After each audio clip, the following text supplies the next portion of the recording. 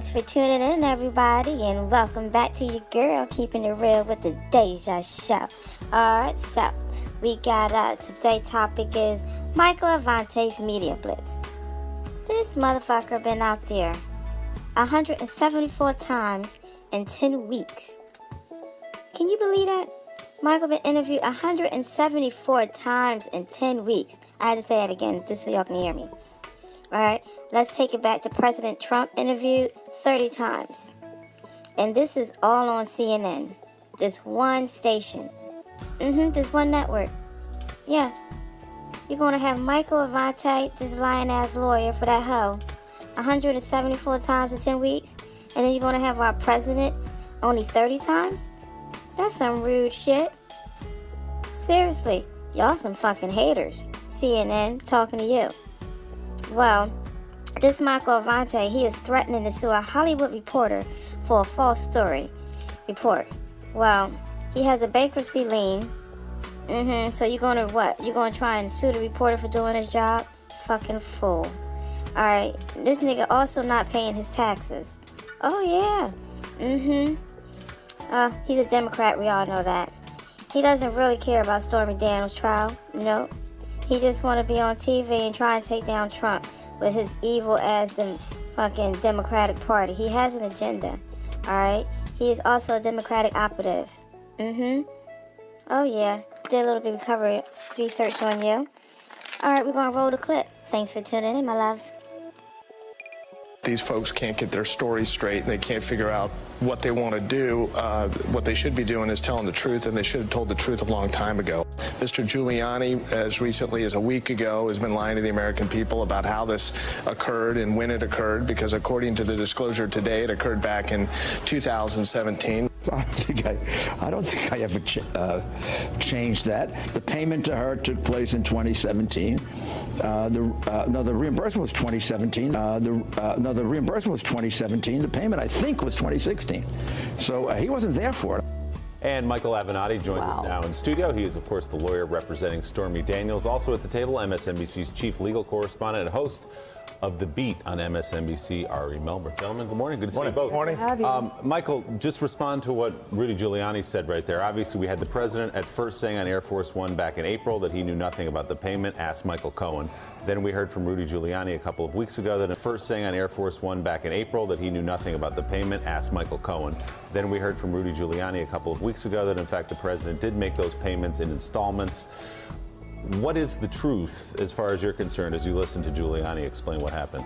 Well, it's even worse than that, because I think Rudy Giuliani, after he made those statements on Hannity's show, followed that up in an effort to try to claim that the president did not lie on Air Force One. He tried to claim that the president only recently found out about it. Now,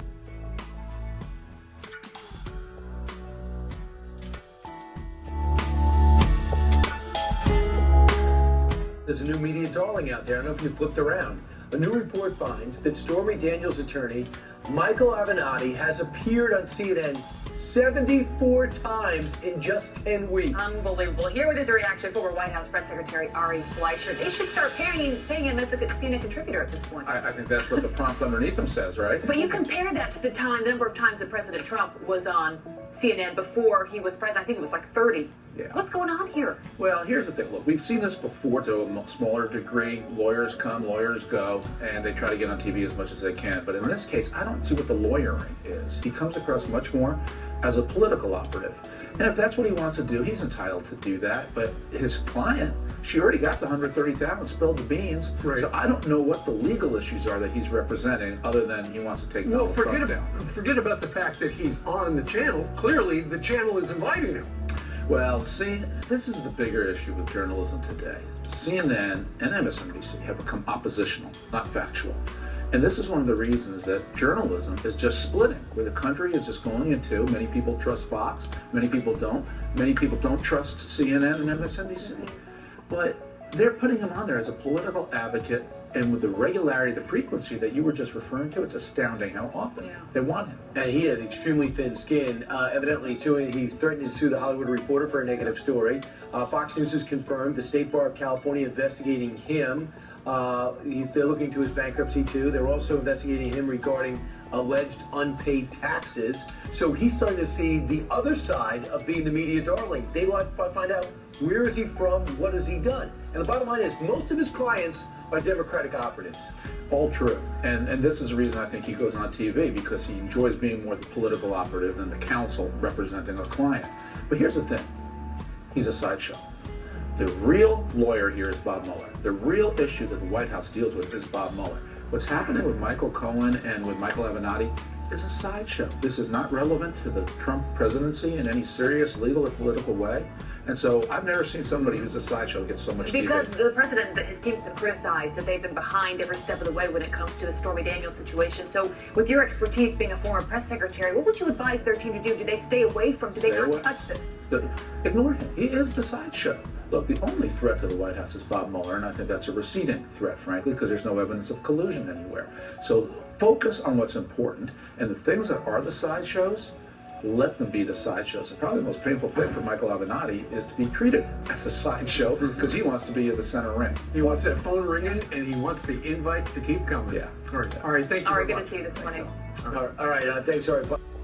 Okay, so now we got on a more disturbing news today, something that, we'll care about. Donta from Philadelphia lost 11 years of his life. 11 years. Donta spent 11 years in jail, and he was innocent, jailed for nothing. All because motherfuckers in the courthouse down there too damn lazy to do some real investigating. Okay, so, excuse me, we're going to continue. Donta told police he was in an area where his friend was shot dead. So they locked him up for 11 years. I guess they just was going to give him life, actually. And he got out after 11 years. Okay, this took place near Granite in Philadelphia 11 years ago. As you're going to see, this is a clip from Good Day Philadelphia. I'm glad they had this out because that shows how the justice system is doing our people. Okay, now, you're going to see in this clip, of course, when Alex from Good Day Philadelphia asked, how does something like this happen? The lawyer had no clue.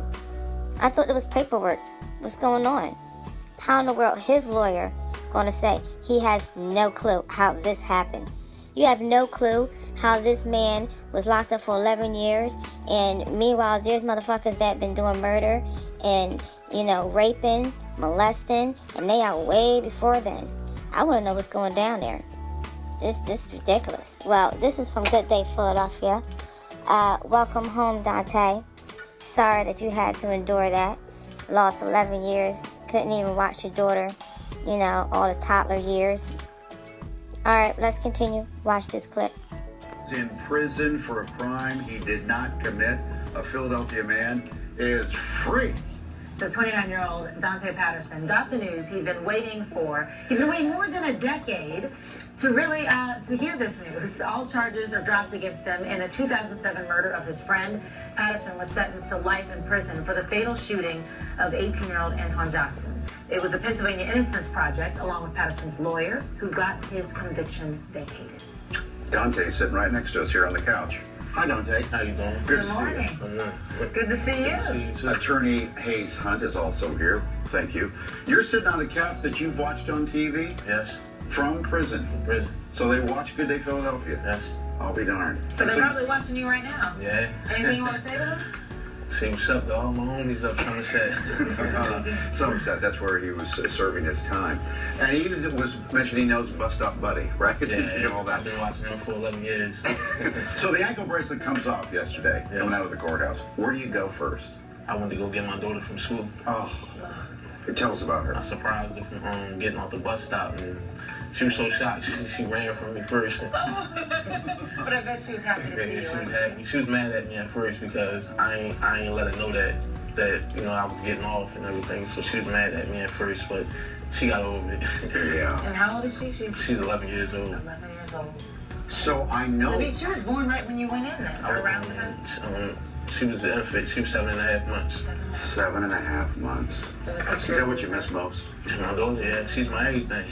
Yeah. Anybody and everybody that knew me knows my daughter my everything. Yeah. Hey, how'd this happen? How did it happen? Let's say In the first trial, there was a hung jury. there was a hung jury, and then there was a retrial, and there was different information provided to the jury and different evidence. And, from our perspective and the innocence claims and some of the evidence of innocence was not presented to that jury. So when the Pennsylvania Innocence Project asked us to co-counsel with them and represent Donta, we agreed. What was surprising to me is how quickly and how apparent and how obvious it was that there was information that should have been presented and that Donta was truly innocent. So why wasn't it presented then? I don't have an answer to that. I really don't know. I didn't try the case. I wasn't involved in the original investigation, so I don't have an answer for that. As an attorney, how do you feel? Today, I feel wonderful and honored to represent Donta Patterson. What a remarkable place for him to be on the sofa here at Fox News after watching it. Did you ever think you were going to get out? Yeah. I knew. It's just took time. This sometimes the way as though I doubted it because the way how they was just railroading people. But Are you mad? Are you bitter? Yes. That you've lost that I many lost years? 11 years away from my family. Is it mixed emotions though? Because you're upset because you lost it, but then now you have It so is it mixed like weird? emotions. Yeah, it is mixed emotions. How do you feel that the prosecutor still believes that you did it? You know, man, he's gonna think what he wanna think, but we all know what the truth is. Do you know, who do you think killed your friend? I don't know. Yeah, don't know. Yeah, I mean, that really is something for law enforcement, and there seems to be other information. And frankly, who knows what was provided to the prosecutor, where some other information was, things like that. I mean, those were all work that we did to understand that. So, and part of it's looking forward. And speaking of looking forward then, so what are your plans? What are you going to do now? You know, take care of my daughter, get a job, support my daughter, and, you know, hopefully, you know, Eagles make it to the Super Bowl again. That's right, you're a big Philly sports fan. Where'd you watch the Super Bowl then? In jail. With a group of people? Yeah, my friends. I told my friends and them that